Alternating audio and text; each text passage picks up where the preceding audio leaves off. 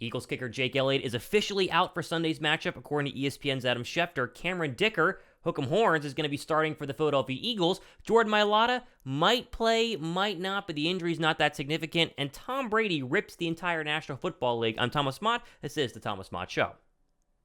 What's up, guys? Thomas Mott here. Welcome into the Thomas Mott Show, rolling through a Thursday bonus coverage today. I wanted to jump on here because there's been some breaking news from ESPN's Adam Schefter regarding the Philadelphia Eagles and what's happening with Jake Elliott and Jordan Mailata, and so I wanted to give you guys the full rundown what's going on with that, and then jump in on the fact that Philadelphia's complete injury list is looking better than I would have expected going into what was Monday after Sunday's win against the Jacksonville Jaguars. Things are looking much better, and so we have good updates here for everyone who wants to get some Philadelphia Eagles updates, and then of course we'll finish with our national story of the day. Tom Brady rips the NFL. We'll play that video for you and react to it, but it's a little less dramatic than people are actually thinking. Before we start though, quickly, a lot of you guys are not subscribed to this channel, or at least maybe if you do, you don't have the notification bell turned on, so hit the little bell, thumbs up, because that helps the show grow as quickly as possible. Okay, let's go to the ESPN Adam Schefter tweet right now. As you see it up there on your screen, here is the report from a couple of minutes ago. This is big news. Quote, Eagles kicker Jake Elliot is expected to miss Sunday's game at Arizona with an ankle injury per sources.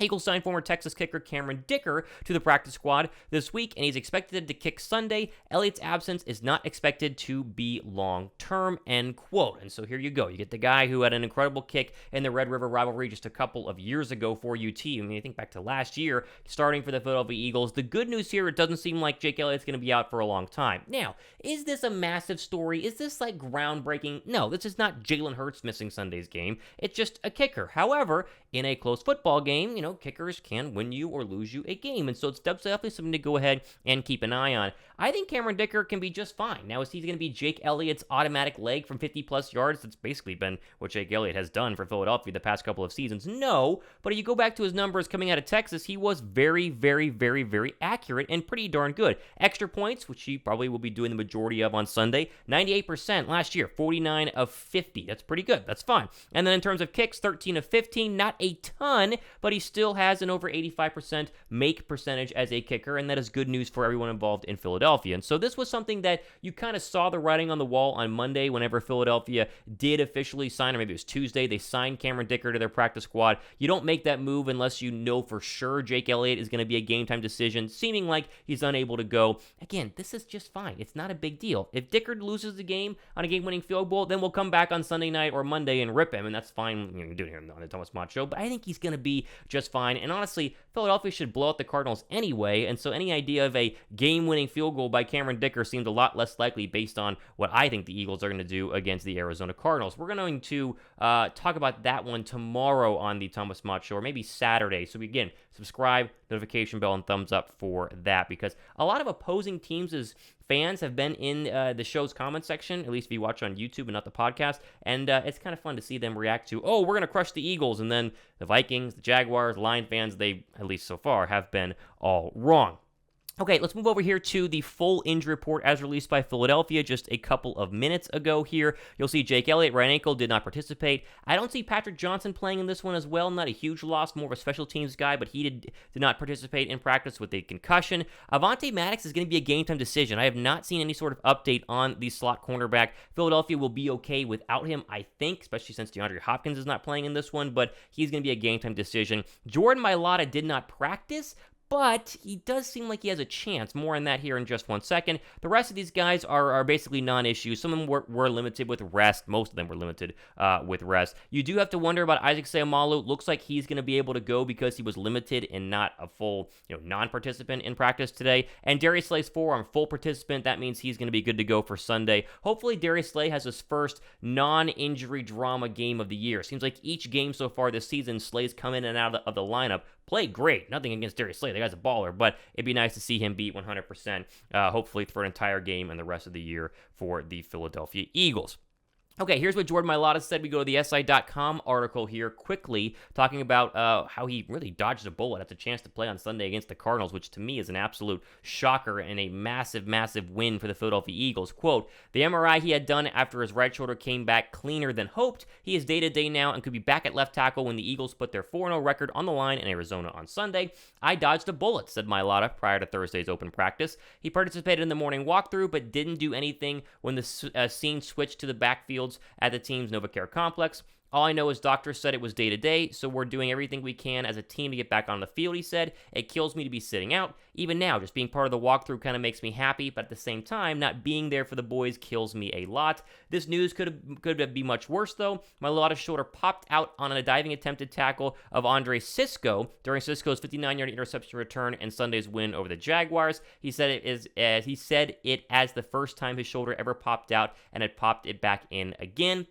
Of course, he goes on saying why he made the dive to try and stop that interception. This is good news for Mailata, because sometimes with maybe some ligament damage, some sort of tear in the shoulder could have kept him out for a lot longer. And as an offensive lineman, I was never an offensive lineman, way too small, but you're using the hands, right? You're kind of gripping people and you're holding them back and you're pushing, and those hands are connected to the shoulder, and so you got all those pressing movements. The fact he's going to be at least only miss one game, it seems like, if he does miss Sunday or play on Sunday, is great news.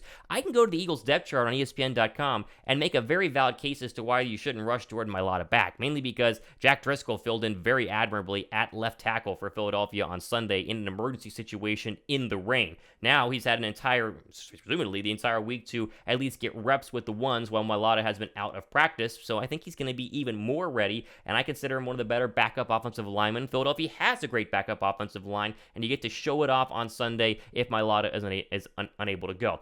Obviously, I'm not a doctor. I'm not some sort of doctor, team medical expert. I know they are already doing this, but I'll just say it for, emphasis sake. There is no need to rush back Jordan Mailata. There is no need. I mean, now Jordan Mailata is super important, but he's super important for bigger games down the line, not to just overwash, what the Cardinals are. I think they're a fine football team, but I do think there's no need to rush him back. You do not want to make things worse. If he's not 100%, don't play him, because Jack Driscoll can fill in just fine, and I think Seumalo is going to be good to go, and that's good news for Eagle fans as well. Okay, I want to finish with the National League story of the day. It's a pretty funny video that's just circulating on Twitter all day today. Tom Brady was asked about the parity in the NFL. We're going to play you guys this clip and react to it. And he's getting ripped on Twitter right now for this, as if he's like dogging everyone in the league and saying that they stink. It's not the case. Take a listen. There's a lot of teams that are 2-2. I think there's a lot of bad football from what I watch. I watch a lot of bad football, a lot of poor quality of football. That's what I see. Tom, obviously you don't want to throw. Poor quality of football. He's not wrong. Have you looked around the National Football League? It has been some poor quality football. Teams not named Philadelphia, they've not played very, very well. I mean, every single team so far you go to both conferences who have a loss have had some bad games. Kansas City had a terrible outing, especially offensively, against a bad Colts team, which plays on Thursday night. The Buffalo Bills had a nice lead against Miami, and Tua came all the way back in. The Dolphins and Tua obviously had their share of injuries, and so they've had their messes. And then the rest of the AFC is 500 or worse. I mean, there are 3 teams above 500 right now in the AFC, and the rest are all 500 or worse. And a lot of teams, New England, Indianapolis, the Raiders, teams that should have been good this year, or at least competitive this year, are below 500. You go over to the NFC. Dallas has had a terrible football game week 1 with Dak Prescott in there, and they haven't looked too great, even though they've won since. The Green Bay Packers, same thing. They've had their issues in terms of offensive, not being able to score, barely beat the Bucs just the other day. And then you have the Giants, who we know aren't that good, the Vikings, who Philadelphia killed, and then everyone else, 2-2 all the way down, and then the bottom 4 sitting there at 1-3. Well, at least one of those teams people thought was going to be good in the New Orleans Saints. And so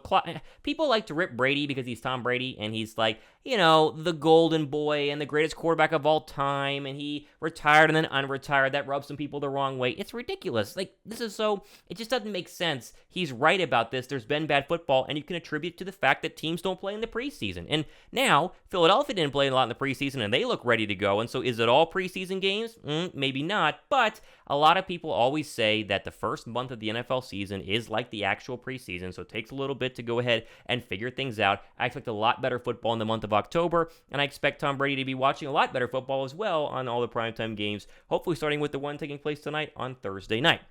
Okay, wanted to just jump on here and give you guys a very quick afternoon edition of the Thomas Mott Show. That way you guys have something to drive home and listen to from your day at work. Sounds like good injury news minus Jake Elliott. We'll see what Dicker the Kicker can do. Start the hashtags, right? Dicker the Kicker time in Philadelphia. Hopefully they don't need him for a game winner. Hopefully it's just a lot of extra points because the Eagles are scoring at will on a very interesting Cardinals defense. Plenty more to come next couple of days. Hit that subscribe button. Hit that notification bell. Help the channel by giving it a thumbs up. You guys like the show. I know you guys appreciate it. I appreciate you. This has been the Thomas Mott Show. I'm Thomas Mott. See you guys in the next one.